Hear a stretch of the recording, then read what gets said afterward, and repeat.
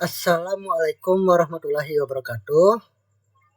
Memperkenalkan, nama saya Iman Maulana dengan NIM 0801111825300015. Pada kesempatan kali ini saya akan menjelaskan pada program menghitung jumlah digit ganjil dan dalam bilangan rekursif. Nah, bermula-mulai kita akan membaca pada algoritma dan deskripsi program. Program ini digunakan untuk menghitung jumlah semua digit ganjil yang terdapat dalam suatu bilangan menggunakan metode rekursif. Program memiliki sebuah fungsi rekursif bernama JG yang menerima satu parameter yaitu n, variabel n merupakan bilangan yang dimasukkan oleh pengguna. Fungsi JG akan memeriksa setiap digit dari bilangan tersebut dengan cara mengambil digit terakhir menggunakan operasi modulus 10 seperti n modulus 10. Digit tersebut disimpan ke dalam variabel d. Jika nilai n sama dengan 0, maka fungsi akan berhenti dan mengembalikan nilai 0 sebagai kondisi dasar rekursif. Setelah mendapatkan digit terakhir, program akan mengecek apakah digit tersebut merupakan bilangan ganjil. Jika digit ganjil, maka digit tersebut akan ditambahkan ke hasil pemanggilan fungsi rekursif berikutnya, yaitu JG n per 10. Jika digit tersebut bukan ganjil, berarti genap, maka digit tersebut tidak ditambahkan dan fungsi langsung memanggilkan kembali JG n per 10 untuk memeriksa digit berikutnya. Lalu proses ini terus dilakukan sampai seluruh digit dalam bilangan habis diperiksa. Lalu pada proses utama, pengguna diminta memasukkan sebuah bilangan n. Nilai tersebut kemudian dikirim ke fungsi JG. Hasil perhitungan jumlah digit ganjil kemudian ditampilkan ke layar, lalu program selesai. Nah, kita akan membaca pada penjelasan program tersebut, yaitu mulai program, lanjut mendeklarasikan fungsi JG di dalamnya n. Maka jika kita mengecek jika n adalah 0, maka kembalikan nilai 0. Ambil digit terakhir dengan d sama dengan n modulus 10, maka periksa apakah d ganjil atau d modulus 2 tidak sama dengan 0. Jika ganjil, maka d plus JG n per 10.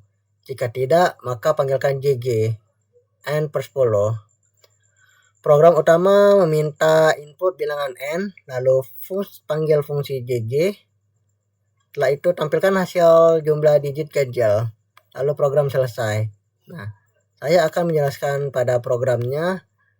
Memulai pada include ini yang berfungsi untuk memanggil library IOStream agar bisa menggunakan input dan output tersebut. Lalu using namespace std ini supaya tidak perlu menulis std sebelum cout dan cin. Nah, ini hanya variabel pada fungsi rekursif tersebut. Ini kita akan mengecek pada rekursif. Jika nilai n sudah 0, berarti semua digit sudah diperiksa,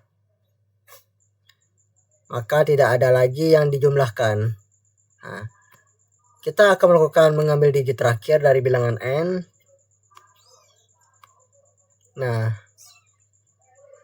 kita melakukan jika digit tersebut adalah bilangan ganjil, maka tambahkan digit tersebut lalu lanjutkan rekursif dengan sisa digit. Selanjutnya, jika digit genap, abaikan dan lanjutkan rekursif. Nah, kita sudah sampai pada fungsi utama tempat program mulai dijalankan. Nah, bagian ini variabel untuk menyimpan bilangan yang kita inputkan dari pengguna. Kita langsung cin saja. Cin n ini mengambil input bilangan dari pengguna. Kita melakukan cout bahwa di sini ada jgn untuk memanggil fungsi rekursif untuk menghitung jumlah digit ganjil. Nah, Baiklah, kita akan menjelaskan pada flowchartnya. Nah, flowchartnya itu terbagi menjadi dua, yaitu fungsi main dan fungsi jumlah ganjil. Nah, fungsi main ini seperti biasa, yaitu start, lalu input n, lalu mencetak jg n, lalu program selesai. Pada rekursif ini jumlah ganjil, kita memulai program, kita mengecek jika n adalah 0, maka 0, memproseskan bilangan atau mengembalikan pada nilai 0, langsung n saja. Jika n adalah 0 itu tidak ada, maka kita melakukan digitnya, yaitu digit sama dengan n modulo 10. Lalu kita akan mengecek jika d modul atau sisa membagi 2 tidak sama dengan 0, maka melakukan proses d plus jg n per 10. Jika tidak, maka jg n per 10. Nah, maka program telah selesai. Kita melakukan membaca pada pseudocode-nya. Kita melakukan function jgn, yaitu ini. Jika n adalah 0, maka mengembalikan nilai 0. Nah, kita keluar dari if, maka kita melakukan d-nya. D diisi n modulus 10. Jika d modulus 2 tidak sama dengan 0, maka mengembalikan nilai d plus jg n per 10. Jika tidak, maka return jg n per 10. Kita melakukan end function, kita mulai begin, deklarasikan pada n untuk integer, lanjut kita menginput n, kita melakukan proses hasil diisi jg per jg n, lalu kita mencetak hasilnya. Kita melakukan penjelasan runningnya aja, yaitu 57324, maka kita akan menghitung 5, kita mengambil ini aja ya, mengambil ganjil saja, berarti 5, 7, dan 3. Berarti 5 ditambah 7 ditambah 3. 5 ditambah 7 itu 5, 12. 12 ditambah 3 itu 15. Mungkin pada output tersebut itu adalah 15. Kita mengecek apakah benar. Nah, perhitungan kembali ini sebenarnya 15. Kita menekan boot and runningnya dulu terlebih dahulu. Tadi kan tadi menginput 57324. Baiklah, 57324.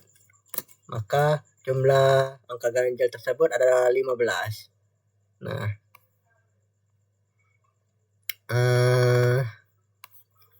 kita melakukan proses rekursifnya, yaitu jg 573 atau jumlah ganjil 57324. Digit terakhir sama dengan 4 adalah genap, maka tidak dihitung. Lanjut ke jg atau jumlah ganjil 5732. Nah, sebenarnya 2 juga itu genap, maka tidak dihitung. Lanjutnya kita digit 3. 3 itu adalah ganjil, maka kita taruh saja pada jumlah sama dengan 3. Lanjut ke jumlah ganjil pada 57. Nah, digit terakhirnya itu adalah 7, maka itu adalah ganjil, maka jumlahkan pada ke-7. Kita melanjutkan pada jg5, maka digit terakhir yaitu 5 atau 5 itu adalah bilangan ganjil, maka kita menjumlahkan 5. Lanjut ke jg0. jg0 itu jumlah ganjil 0 itu berhenti ya, atau mengembalikan nilai 0. Nah, perhitungan kembali itu sama ya, 5 plus 7 plus 3 sama dengan 15. Hasil programnya ini. Nah, demikianlah penjelasan mengenai program saya. Untuk informasi lebih lanjut atau jika ada masukan terkait materi ini, bisa hubungi saya melalui kolom komentar. Terima kasih sudah menyimak sampai selesai.